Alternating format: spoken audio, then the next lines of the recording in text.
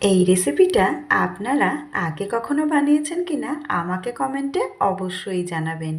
উচ্ছেগুলোকে সামনের আর পিছনের অংশটাকে কেটে বাদ দিয়ে সরু সরু গোল করে ফালি করে নিয়েছি।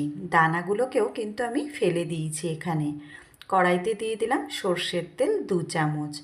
ভালো করে গরম করে নিয়ে ফোড়নে দিয়ে দিচ্ছি গোটা জিরে আর গ্রেট করে রাখা আদা আর কাঁচা লঙ্কা। অল্প সামান্য একটু নাড়াচাড়া করে নিয়ে উচ্ছেগুলোকে দিয়ে দিলাম কড়াইতে। লবণ আর হলুদ গুঁড়ো দিয়ে ততক্ষণ পর্যন্ত ভেজে নিচ্ছি যতক্ষণ না হলুদের কাঁচা গন্ধটা চলে যাচ্ছে। ঢাকা দিয়ে 4 মিনিট লো ফ্লেমে রেখে দিলাম। এবারে ঢাকা খুলে দেখুন অনেকটাই কিন্তু উচ্ছেটা সিদ্ধ হয়ে এসেছে। এই সময় দিয়ে দিলাম লঙ্কার গুঁড়ো, জিরে গুঁড়ো, ধনে গুঁড়ো।